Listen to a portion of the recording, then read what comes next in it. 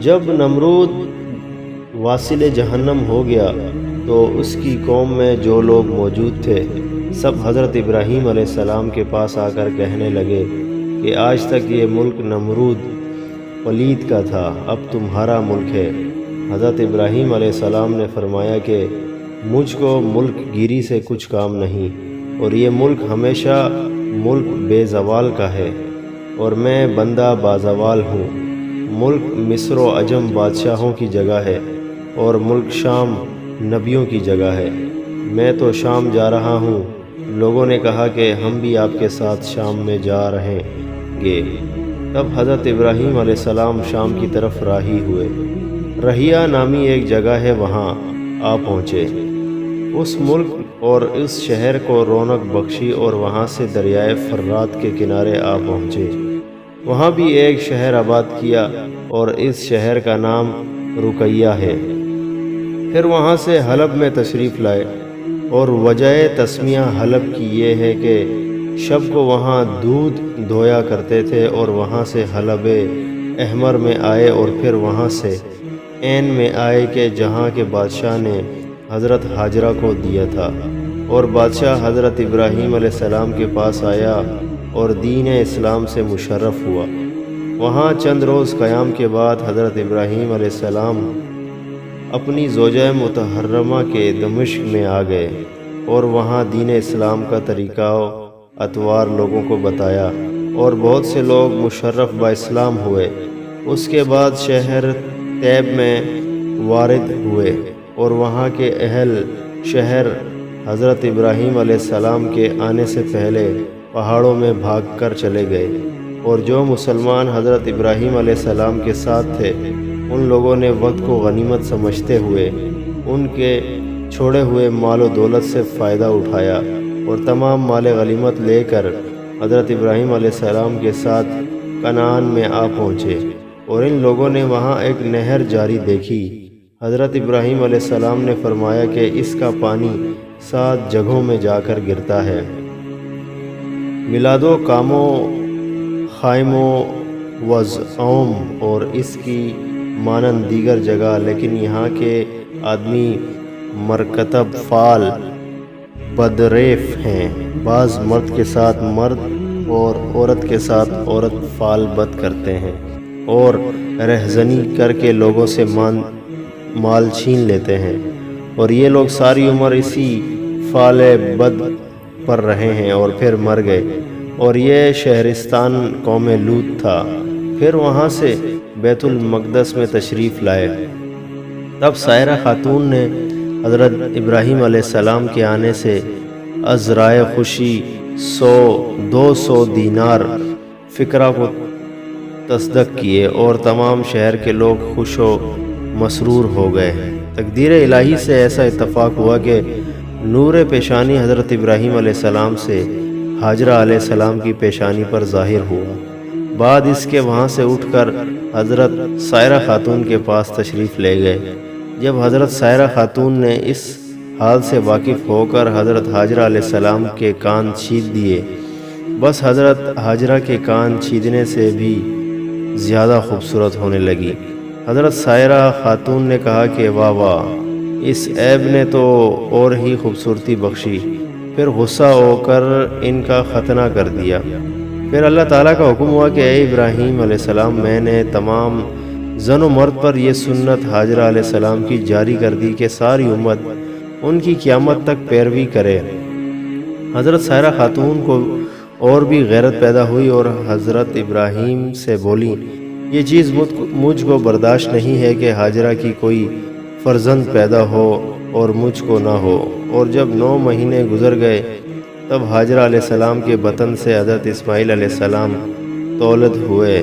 بعد اس کے سائرہ خاتون نے حضرت ابراہیم علیہ السلام سے کہا کہ اگر ہاجرہ یہاں رہے گی تو پھر میں یہاں نہ رہوں گی، اور میں یہاں سے کہیں اور چلی جاؤں گی، نہیں تو ان کو یہاں سے کہیں ایسی جگہ پر لے جا کر رکھو وہاں میلوں آبادی اور پانی بھی نہ ہوتا کہ یہ اچھی طرح سے آرام نہ پا سکے، اور میں بھی ان کو نہ دیکھ سکوں۔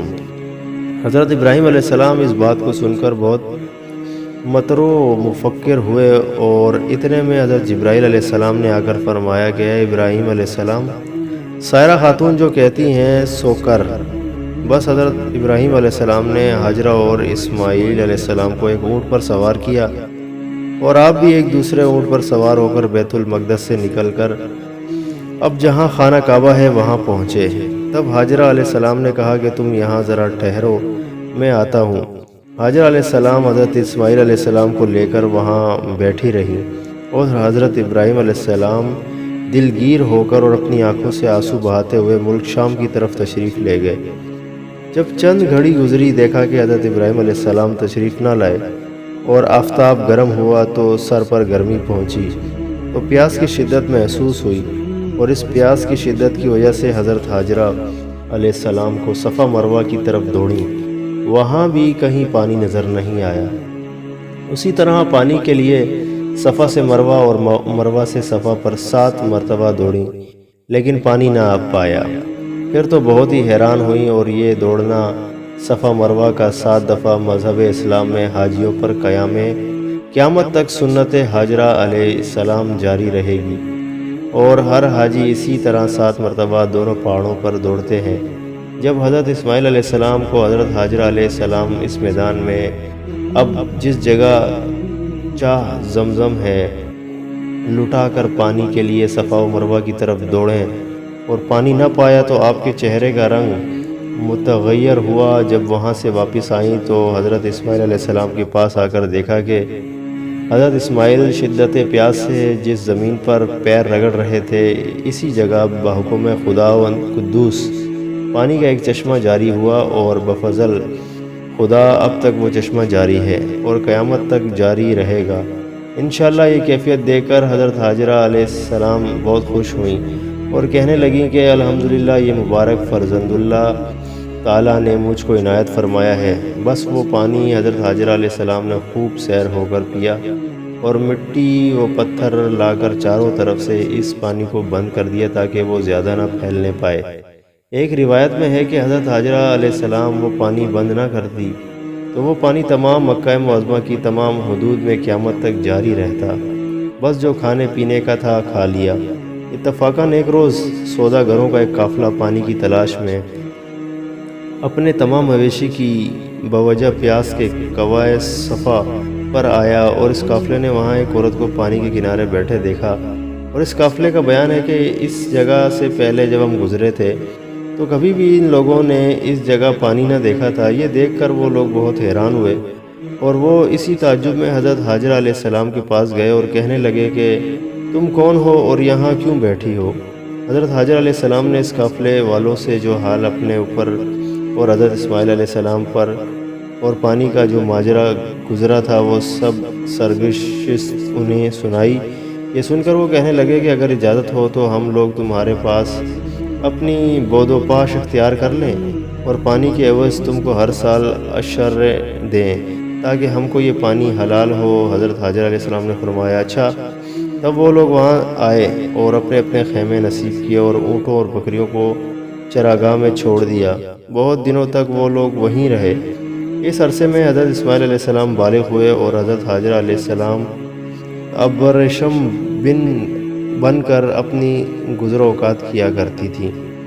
اسی طرح ایک مدت گزر گئی۔ ایک روز حضرت خلیل اللہ حضرت ہاجرہ علیہ السلام اور اسماعیل علیہ السلام کو دیکھنے کی آرزو ہوئی، اور اپنے دل میں کہنے لگے کہ خدا جانے وہ دونوں کس حال میں ہوں گے۔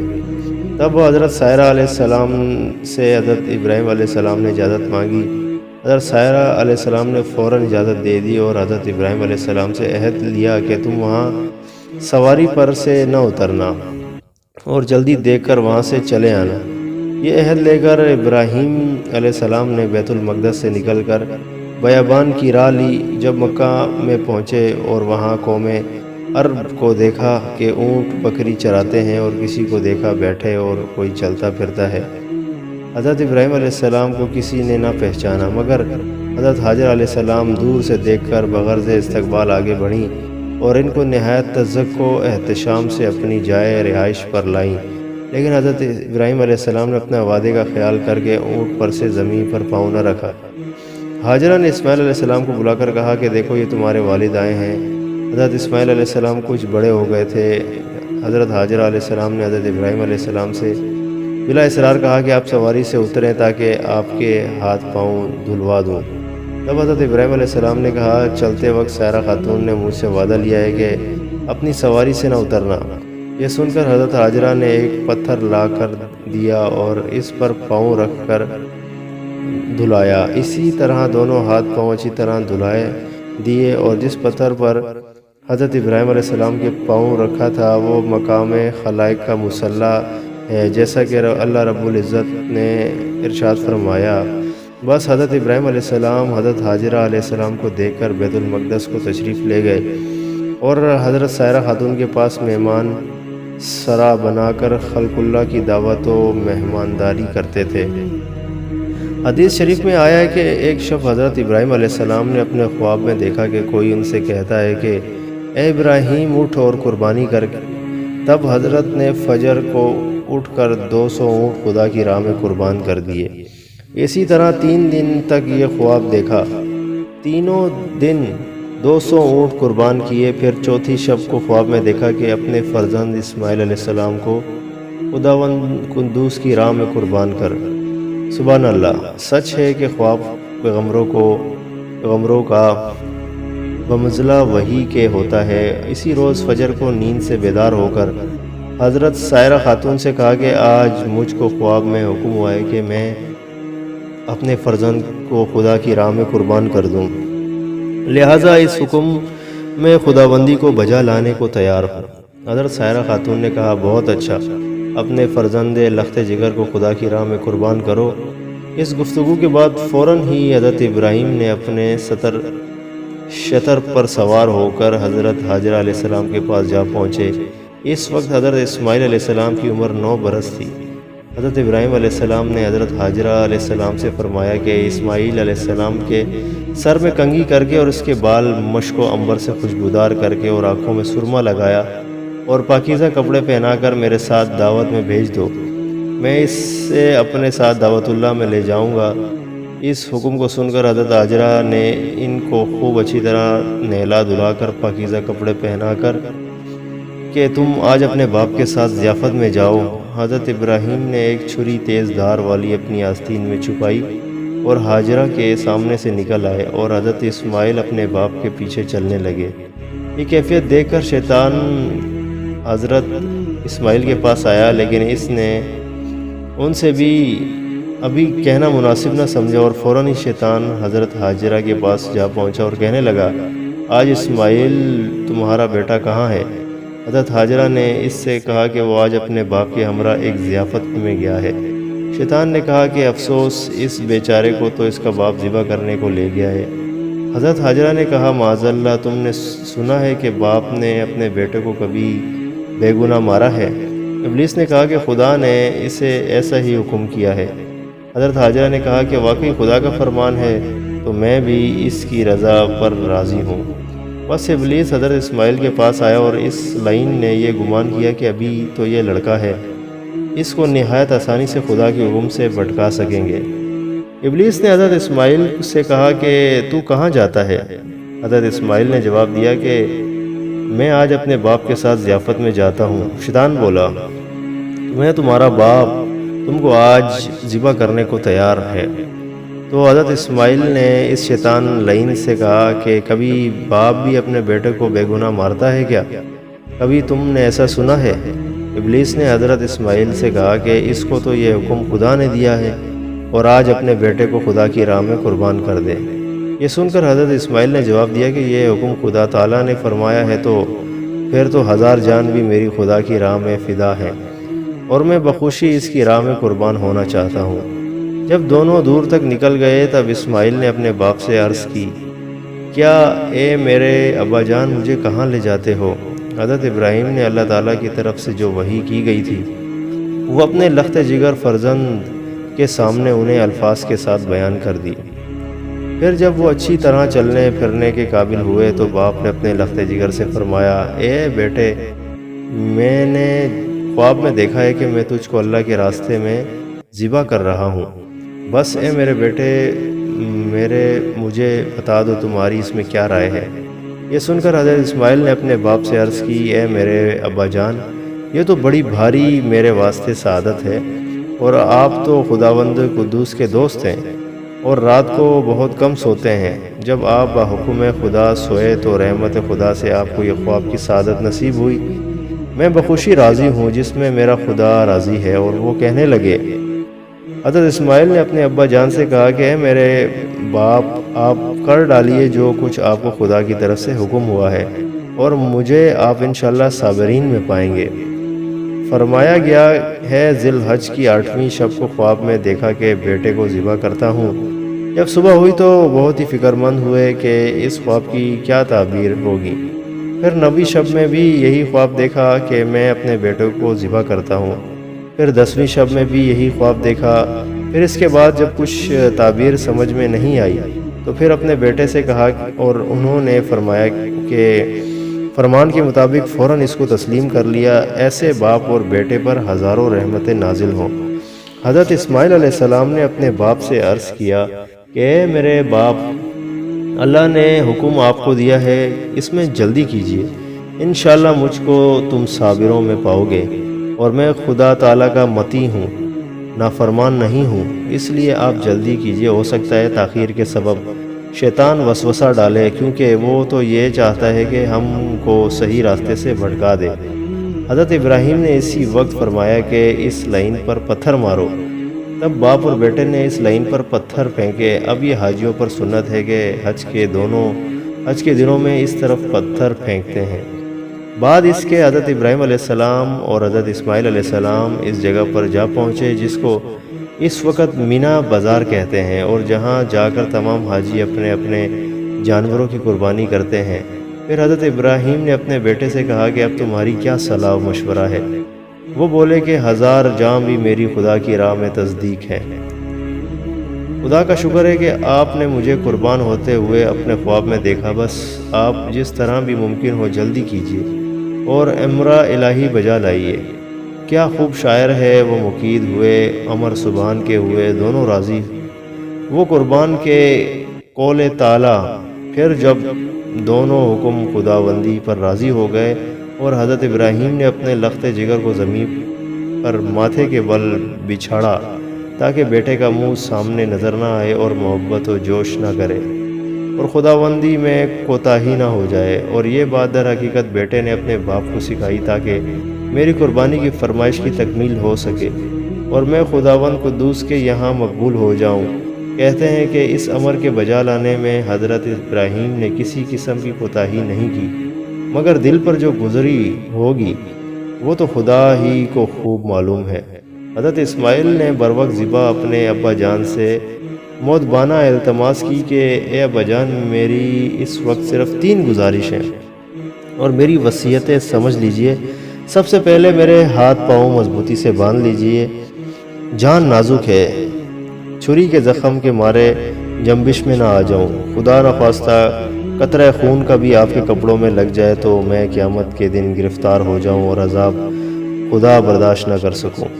اور دوسری وصیت یہ ہے کہ منہ میرا زمین کی طرف کر لیجئے تاکہ منہ میرا آپ کو نظر نہ آئے اور میں بھی آپ کی طرف نظر نہ کر سکوں، تاکہ آپس میں محبت جوش نہ کرے اور یہ ہمارے اور آپ کے درمیان قصور کا سبب بن جائے۔ اور تیسری وصیت یہ ہے کہ جب آپ گھر کی طرف تشریف لے جائیں تو وہاں جا کر میری محترمہ والدہ صاحبہ کی خدمت میں میرا سلام کہنا اور میرا کپڑا خون بھرا ان کو دینا تاکہ یہ نشانی ان کو تسلی کا کام دے سکے، اور یہ صرف اس واسطے کہہ رہا ہوں کہ ان کا کوئی دوسرا فرزند نہیں ہے۔ یہ باتیں اپنے بیٹے سے حضرت ابراہیم نے سنی اور اس کے بعد اپنے کرتے کی آستین سے چھری اور رسی نکال کر حضرت اسماعیل کے ہاتھ پاؤں خوب اچھی طرح سے مضبوط باندھے اور ان کا منہ بھی زمین کی طرف کر دیا۔ پھر حضرت اسماعیل نے کہا کہ اے میرے ابا جان، میرے ہاتھ پاؤں کھول دیجئے، کیونکہ جو بندہ بھاگنے والا ہوتا ہے اس کے ہاتھ پاؤں باندھ کر خدا کی درگاہ میں لاتے ہیں۔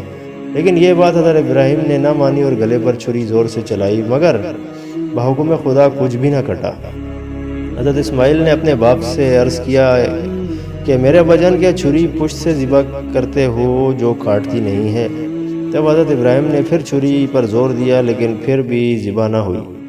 پھر حضرت اسماعیل نے اپنے ابا جان سے کہا اب کی مرتبہ چھری کی نوک سے گلے میں ڈالیں تاکہ زور سے ذبح کو کرو، شاید یہ کامیاب ہو اور میں خدا کی راہ میں ذبح ہو جاؤں۔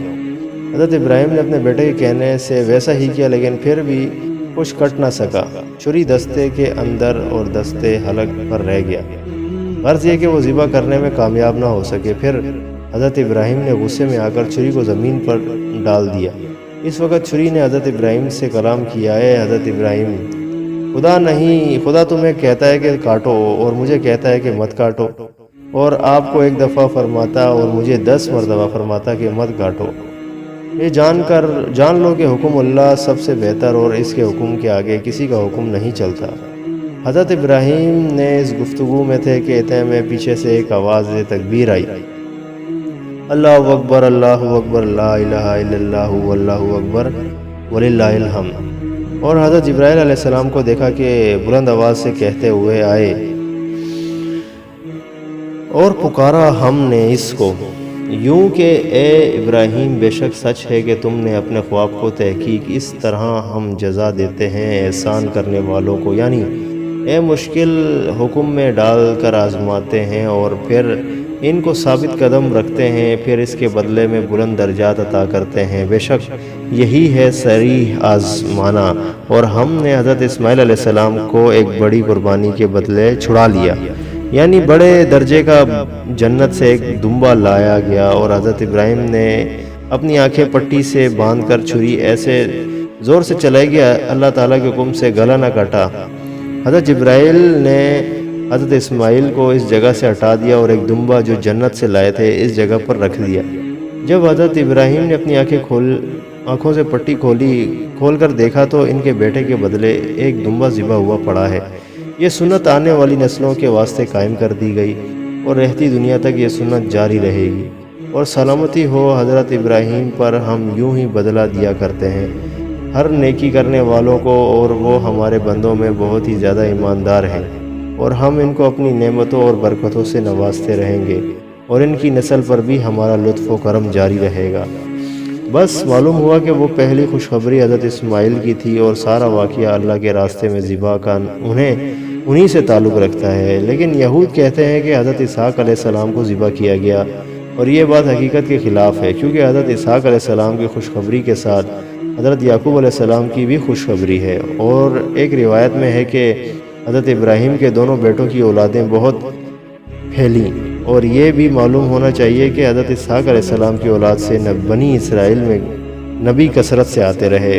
حضرت اسماعیل کی اولاد سے ملک عرب میں نبی آتے رہے، اور آخری نبی حضرت محمد مصطفیٰ صلی اللہ علیہ وسلم بھی آپ کی اولاد سے تعلق رکھتے ہیں، اور کہتے ہیں کہ حق تعالیٰ نے اس قربانی عظیمیہ کے بدلے میں ایک دمبائے ابلغ و فربا اور تندرست جنت سے بھیجا، اور بعضوں نے کہا کہ اس دمبے کو حابیل نے بھی قربان کیا تھا۔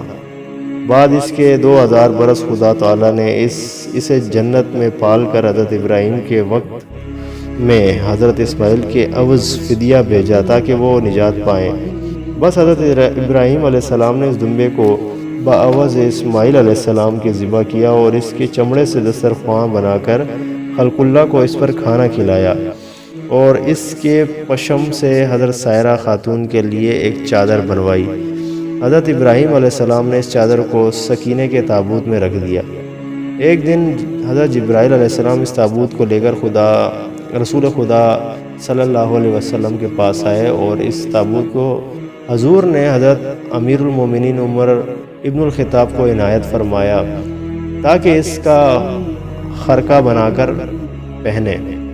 وہ خرقہ حضرت عمر کے پاس زندگی بھر رہا، اور وہ اس کو ہمیشہ پہنتے تھے تاکہ حضور اکرم کے فرمان کی تعمیل ہو سکے، چونکہ وہ جانتے تھے کہ آخرت میں نجات کا دار و مدار حضور اکرم کی اطاعت میں ہے۔ اللہ ہم سب کو حضور اکرم صلی اللہ علیہ وسلم کی اطاعت کا جذبہ و شوق عنایت فرمائے۔